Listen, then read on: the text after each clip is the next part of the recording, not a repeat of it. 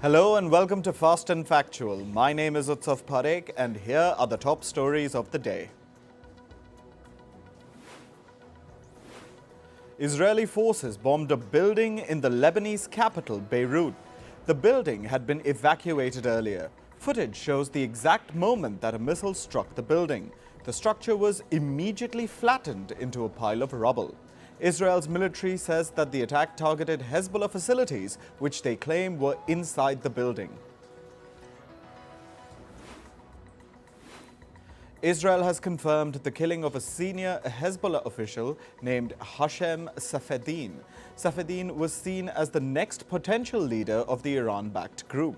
Israel says he was killed 3 weeks ago during a strike in a southern suburb of Beirut. There has been no confirmation from Hezbollah so far. Hezbollah's former leader, Hassan Nasrallah, was also killed in an Israeli airstrike in September. Meanwhile, Hezbollah says it fired rockets at an IDF intelligence base in the suburbs of Tel Aviv. The Iran-backed group fired a rocket salvo at the Ecoli base, housing Israel's military intelligence unit. Hezbollah said, and I quote, "The rocket attack was in response to the massacres committed by the Zionist regime." The German airline Lufthansa has extended the suspension of its services in Lebanon's capital Beirut till February next year. The decision comes amid escalating tensions between Israel and Hezbollah. Lufthansa had earlier suspended its services to Beirut till November 30th. The airline says that it will also cancel flight services in Iran's capital Tehran till January. The U.S. Secretary of State, Antony Blinken, says, and I quote, "Now is the time to end the war in Gaza." He has also urged Israel to avoid escalating hostilities with Iran. Blinken is just returning from a trip to West Asia to push for a Gaza truce. He had met with Israel's Prime Minister Benjamin Netanyahu and other Israeli leaders. During the meeting, Blinken tried to persuade Netanyahu towards a ceasefire. Donald Trump's presidential campaign has filed a complaint against Britain's Labour Party. They have accused the Labour Party of foreign interference in US elections. The complaint cited reports of contact between the campaign team for Trump's rival Kamala Harris and the UK Labour Party. Trump alleges volunteering efforts by the Labour Party to aid Harris. The fast food giant McDonald's has been linked to a severe ecoli outbreak in the US. One person has died and dozens have fallen sick due to the outbreak in at least 10 states. The US Centers for Disease Control said that all the people affected said they ate at McDonald's. E. coli outbreaks usually originate from raw meat and can lead to food poisoning or diarrhea. Taiwan has detected Chinese warships sailing through the Taiwan Strait. The vessels were spotted in waters near the Taipei-administered Pratas Islands. Taiwan's military said it responded accordingly to the situation. This comes a day after Beijing held war games near the island. China has increased its military activity around Taiwan. This is after Taiwan's President Lai Ching-te vowed to defend its sovereignty. North Korea's leader, Kim Jongun, visited strategic missile bases in the country. He inspected the facilities and examined their quote-unquote readiness for action for strategic deterrence. Kim also said that US nuclear capabilities were an ever-increasing threat to North Korea's security. The North Korean leader called for the modernization and fortification of his country's strategic missile bases. India's Prime Minister Narendra Modi will hold bilateral talks with Chinese President Xi Jinping later today. The leaders will meet on the sidelines of the BRICS summit that's being held in the Russian city of Kazan. Their meeting comes just days after India and China reached an agreement on patrolling arrangements along the line of actual control in eastern Ladakh. India and Pakistan will renew their pact on the Kartarpur Sahib corridor for another 5 years. The pact was due to lapse on October 24. This comes days after India's External Affairs Minister S. Jaishankar visited Pakistan for a summit. The agreement between India and Pakistan was first signed on October 24, 2019. The pact facilitates trips by Indian pilgrims to the Kartarpur Sahib Gurdwara in Pakistan. This is the site where Guru Nanak, the founder of the Sikh faith, died in 1539. Tensions in Bangladesh have soared again. Protesters have demanded the resignation of President Mohammad Shahabuddin. This comes after he said that he didn't have documentary evidence of Sheikh Hasina resigning as Prime Minister before she fled the country on August 5th. The anti-discrimination student movement held a rally in Bangladesh's capital Dhaka yesterday after the president's statement. Angry protesters also stormed the presidential palace called Bongo Bhavan. They have also called for the abolition of Bangladesh's 1972 constitution and the framing of a new one that reflects the changes in the year 2024. A fuel truck went out of control and exploded near Uganda's capital, Kampala, yesterday. At least 11 people were killed after the tanker overturned. The truck was traveling from Kampala to Gulu in Uganda's northern region. Lifestyle brand Abercrombie & Fitch's former CEO, Mike Jeffries, has been accused of running a prostitution and sex trafficking business. Jeffries, his partner Matthew Smith, and another company official have been arrested. Prosecutors say that the men used force and coercion to engage in violent and exploitative sexual acts. If they're convicted on the sex trafficking charge, they will face a minimum of 15 years in jail. On to climate news now. Heavy rains have lashed the Indian city of Bengaluru. Amid the incessant rainfall, an under-construction building collapsed in the city. The building collapse killed at least 5 people. Local officials fear that more people could be trapped under the debris.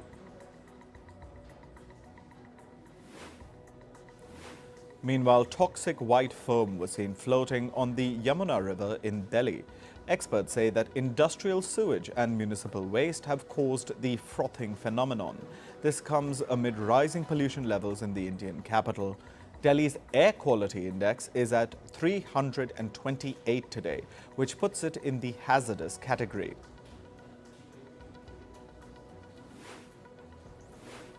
Authorities in Panama are planning to construct a reservoir at the Indio River basin.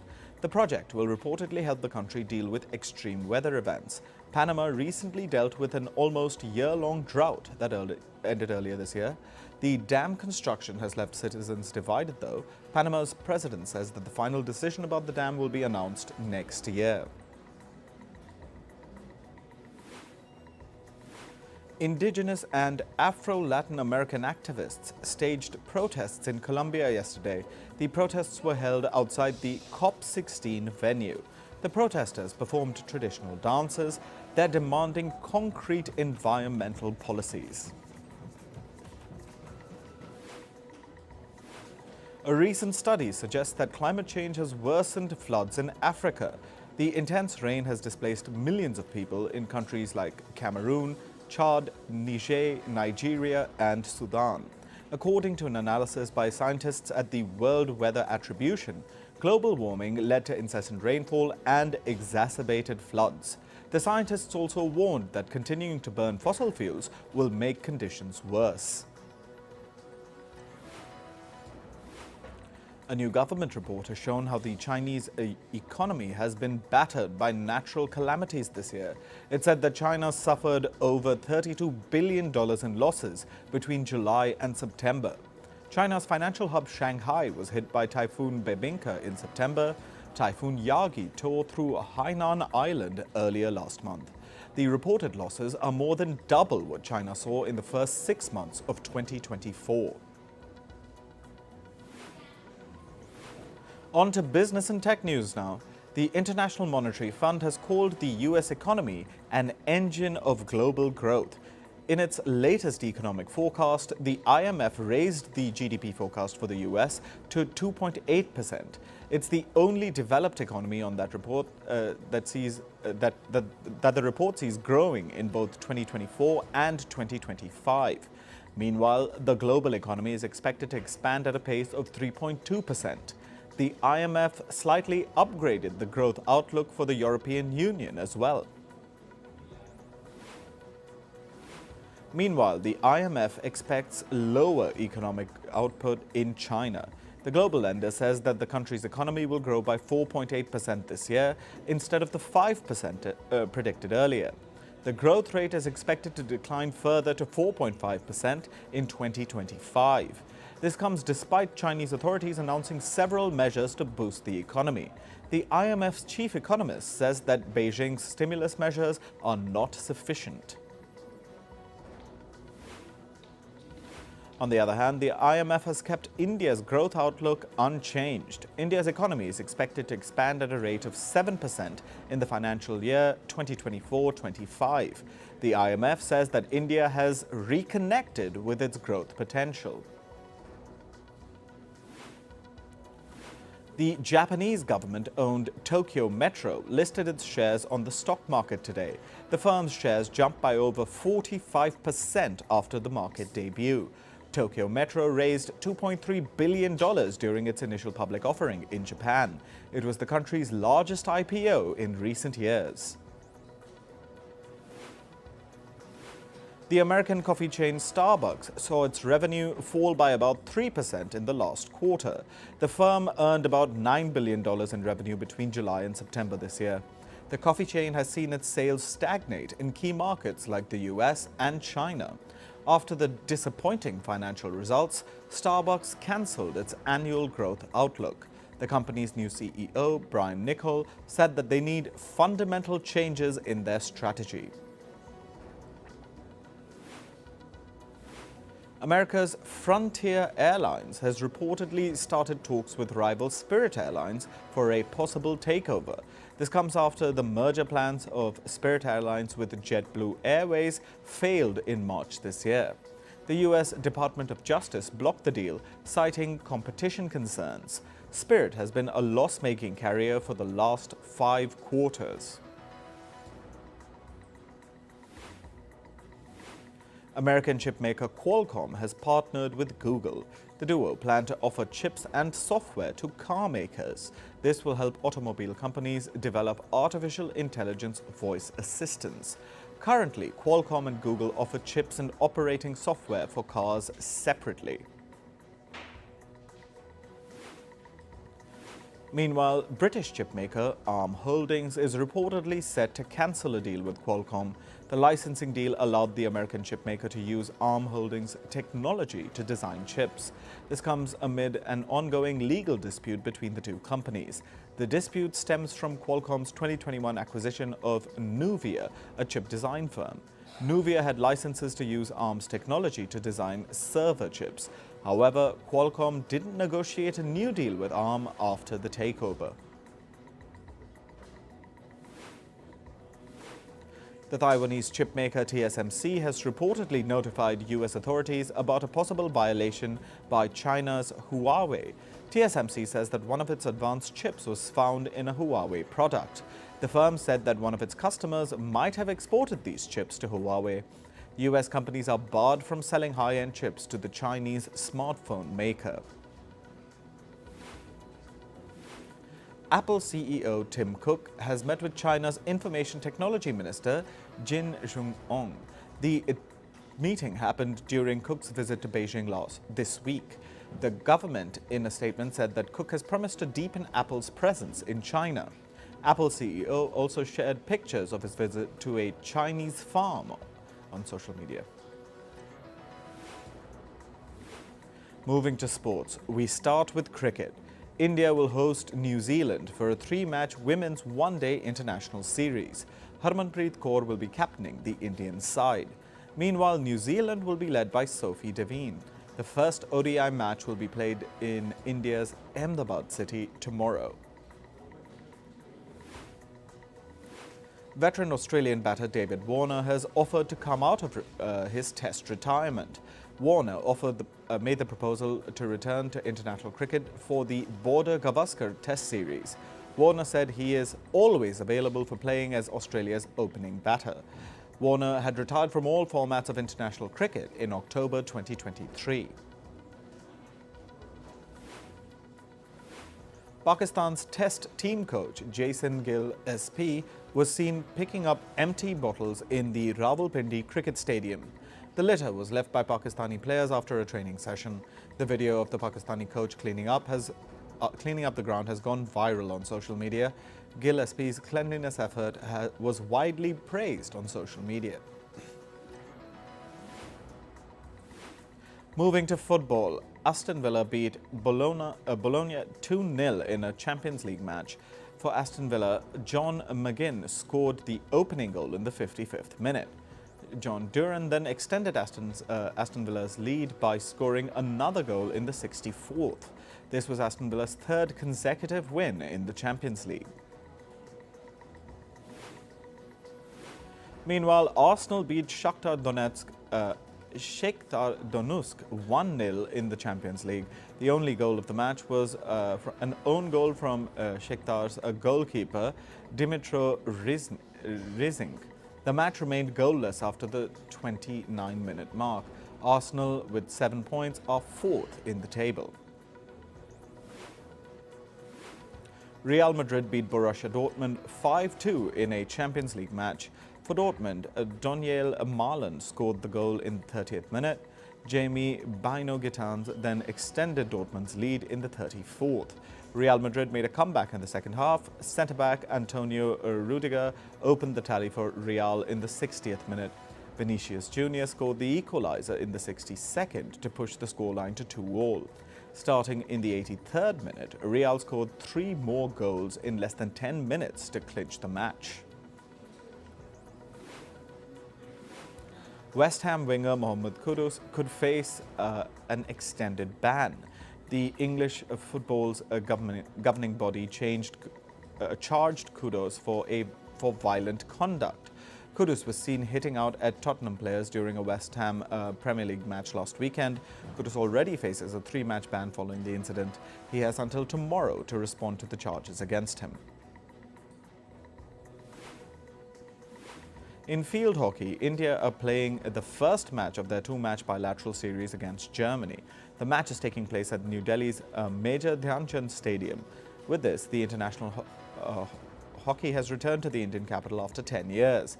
In their last meeting at the Paris Olympics, Germany had defeated India in the semi-finals.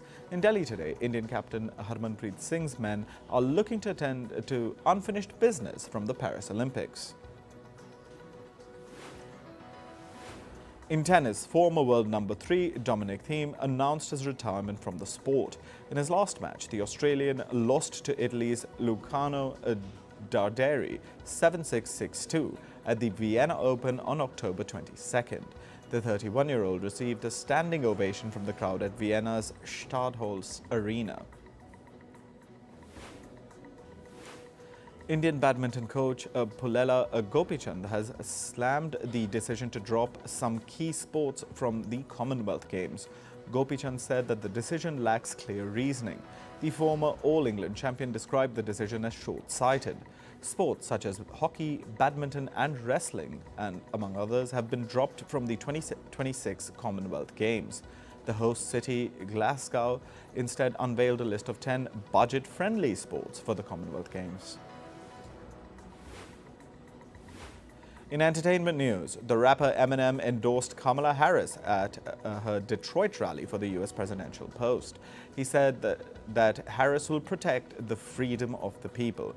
The rapper was joined by former U.S. President Barack Obama, who came to support Harris. He also rapped Eminem's song Lose Yourself and surprised the crowd. American singer Bruce Springsteen will headline Kamala Harris's rallies in swing states. These are the regions in which both the Democratic and Republican candidates have a high chance of winning. Springsteen will be performing at two venues, Atlanta and Philadelphia. This comes a month after the singer endorsed Kamala Harris and her running mate Tim Walz for the White House.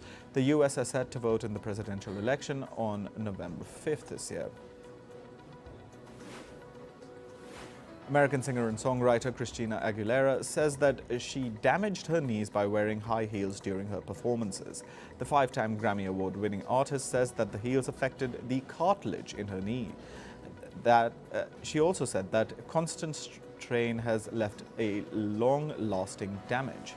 She also admitted that she never had the courage to perform barefoot and feel the stage beneath her. Singer and actor Selena Gomez says that she has no music planned for a future release. She said this in an interview that music is an essential part of her.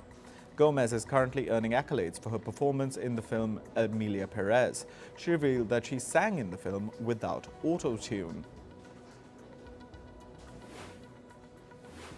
For the second season of the award-winning show Beef, Netflix has roped in a group of new actors. The list includes names like Oscar Isaac, Carey Mulligan, and Charles Melton. The second season will have 8 episodes of 30 minutes each. The first season of the series was released in 2023. The makers of the Harry Potter TV series revealed that the show will have more details than the films. Channing Dungay, the CEO of Warner Brothers, said in an interview that he's a big fan of the books and the show feels like an unbelievable dream. Casting for the show is currently on in the UK and Ireland. The story of Harry Potter is based on the books written by J.K. Rowling. Vampire Diaries star Robert Pattinson will soon be seen in a true crime film titled Primetime. The film is based on a journalist who breaks a story on the underworld and in this process ends up changing television forever. It'll be directed by Lance Oppenheim, who previously helmed the documentary series Ren Fair. Additional details about the film are currently under wraps. Marvel Studios' Blade might not see the light of day. Disney has removed the film from its release list. The film featured Mahershala Ali in the role of a half-vampire. The movie has been hit by a series of delays after its director also exited the project. It was scheduled for release on the 7th of November next year. Smash will open on Broadway in March 25th. It's a musical adaptation of the series of the same name. The TV show follows the story of a group who make a musical on the life of Marilyn Monroe. The makers of the musical say that the stage adaptation is very different from the TV show.